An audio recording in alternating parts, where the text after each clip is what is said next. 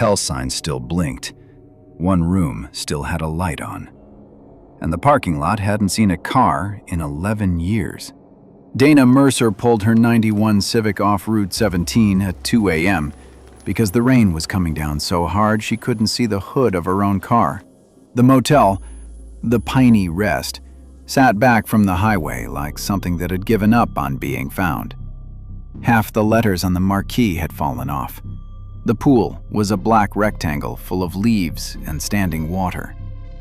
But the office light was on, and a vacancy sign glowed orange through the downpour. She almost didn't go in. Looking back, she wishes she hadn't. The man behind the counter was older, maybe 70, with thin white hair plastered flat to his skull. He didn't look up when she opened the door. He was watching a small TV, static mostly, with shapes moving in it that Dana told herself were just interference. "One room," she said. "Just for tonight." He slid a key across the counter without a word. Room 9. She noticed the key rack on the wall behind him. Every hook was empty, except for one. Room 9. As if the room had been waiting. The room itself was clean, almost too clean. The bedspread was a pattern of faded orange diamonds, a Bible on the nightstand, a phone with a cord so yellowed it looked like old bone. Dana locked the door, wedged the chain, and lay down without undressing. The rain hammered the single window. She fell asleep faster than she expected to. She woke at 3:47 a.m. to the sound of the television turning on by itself. Static. Loud, hissing, furious static. She sat up and reached for the lamp, but before her hand found the switch, the static broke. Just for a second, and she heard breathing. Deep, slow, deliberate breathing, coming from inside the television set.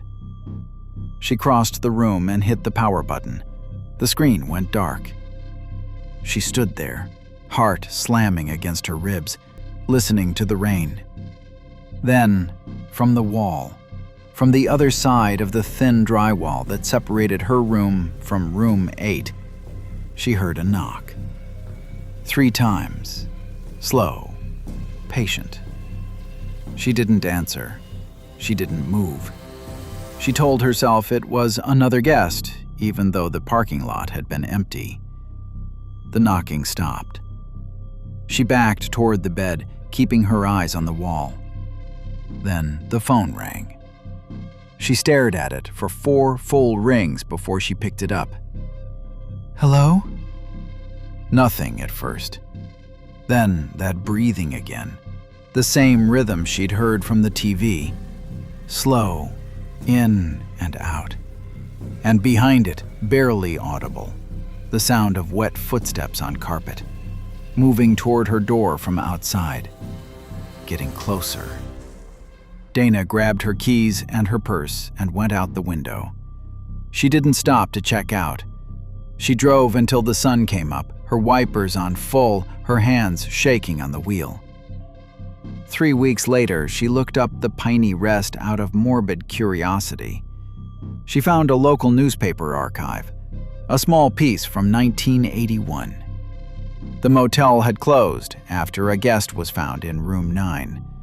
No signs of forced entry, no weapon, no explanation.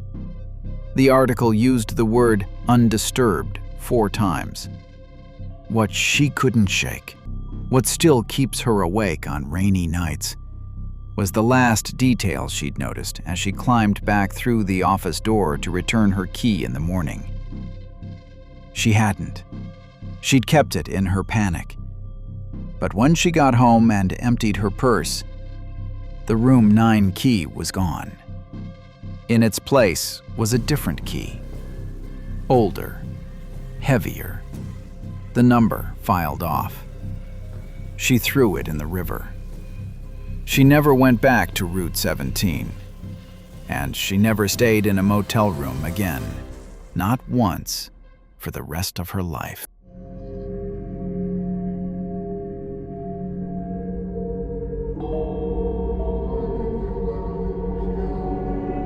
payphone rang at 1 a.m. in an empty parking lot. Marcus didn't have to answer it. He wishes, more than anything, that he hadn't. It was October 1994. Marcus Webb was 23, working the late shift at a 24-hour copy center in Tucson, Arizona. He got off at midnight, and most nights he'd sit in the parking lot for a few minutes before driving home, just to decompress, smoke half a cigarette, let his mind go quiet. The payphone was across the lot, outside a closed insurance office. Marcus had never paid it much attention. Nobody used payphones to call into a number. They were for calling out. So when it rang, sharp and insistent in the cold October dark, he just stared at it. It kept ringing. 8 times, 10, 12.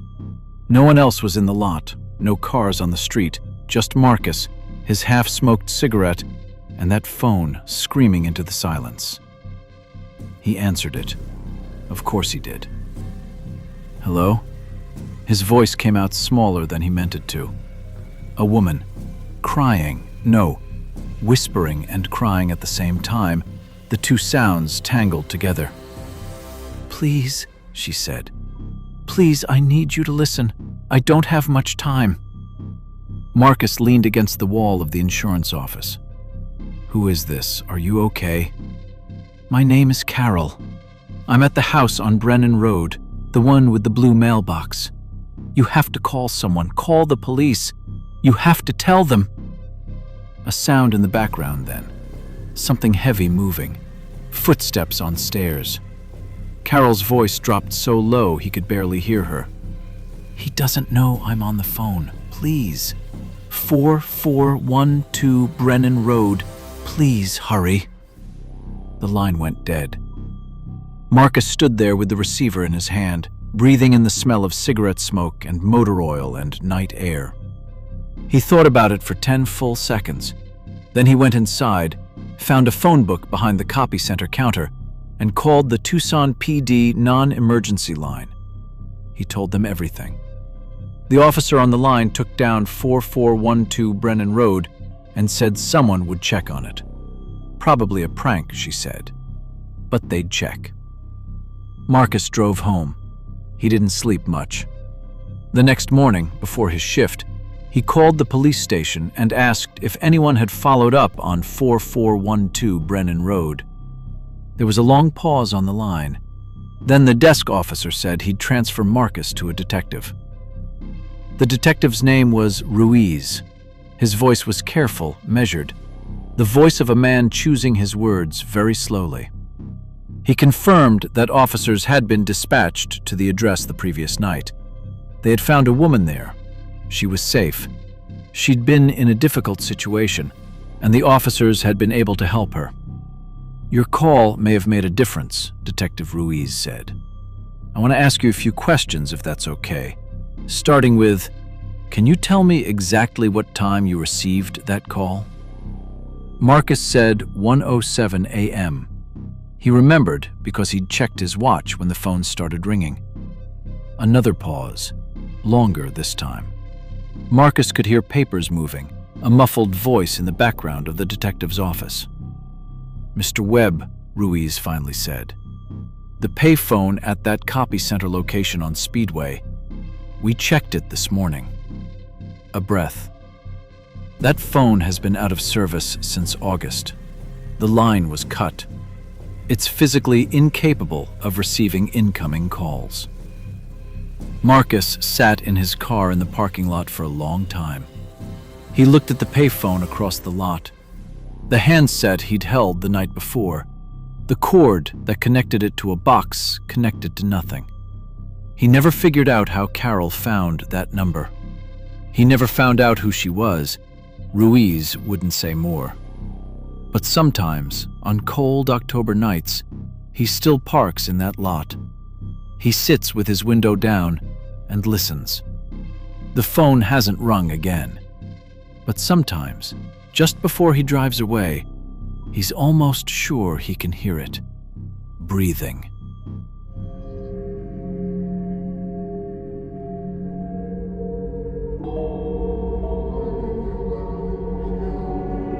tape had no label, the box had no case, and when Kevin pressed play, he recognized the living room on the screen, because it was his own. Kevin Marsh found the tape in a box at a garage sale in Knoxville, Tennessee. Summer of 1997. He was 26, recently moved into a house on Alderman Street, the kind of place that smelled like old carpet and someone else's life. The garage sale was 3 houses down, run by an elderly woman named Mrs. Holt, who was moving in with her daughter in Georgia. The box was labeled MISC VHS. Kevin paid 50 cents for the whole thing, thinking maybe there were some old movies in there.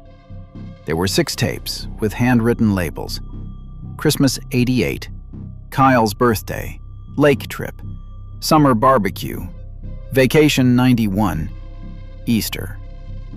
Home videos from a family he didn't know.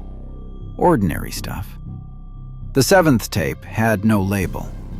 Black cassette. No writing anywhere. He probably should have thrown it away. Instead, that night, he put it in the VCR. The first 20 seconds were static. Then the picture resolved. Shaky, handheld footage, the kind every family had in the 90s, filmed on a Sony Handycam with that slightly washed-out color and the faint hiss of the autofocus hunting. It was a living room. Tan carpet, a green couch, a bookshelf along the far wall, a window with cream-colored curtains, afternoon light coming through.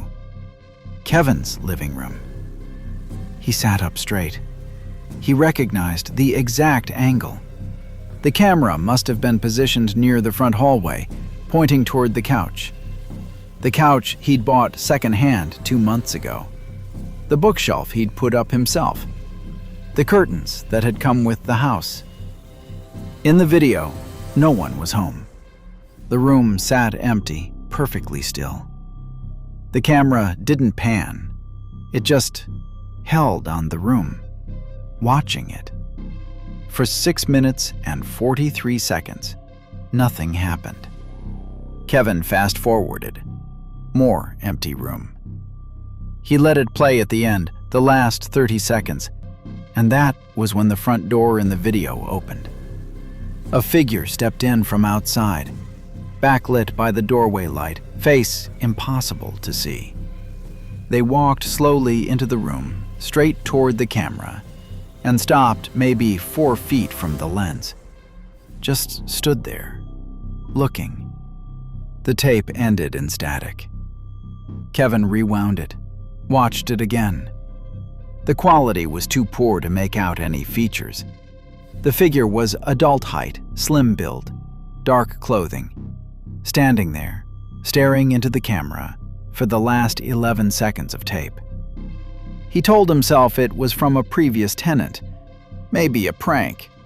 Maybe the previous owner had set up a camera as a security measure or for some project Kevin couldn't understand. He put the tape in a drawer and tried to forget about it. 6 days later, he came home from work and noticed the VCR was on. The tape was in it. He was certain he hadn't touched it. He pressed play.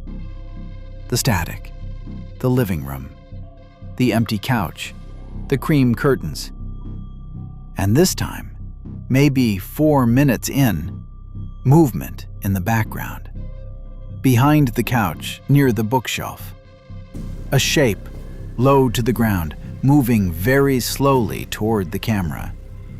Getting slightly larger, frame by frame. Kevin ejected the tape, drove to the end of his street, and threw it in a dumpster. He called Mrs. Holt in Georgia that night and asked if she knew anything about a 7th tape, a blank one, no label. Her voice went quiet. Then she said, "Honey, I only had 6 tapes in that box. I counted them twice before the sale. There was no 7th tape." Kevin moved out of the house on Alderman Street 4 weeks later. He told the new tenants nothing about the tape. He's thought about that a lot over the years. He's thought about it almost every day. Because somewhere in the back of his mind, he keeps circling the same question he never found an answer to. The one that still wakes him up at 3 a.m. with his pulse pounding in his throat. If Mrs. Holt didn't put that tape in the box, who did?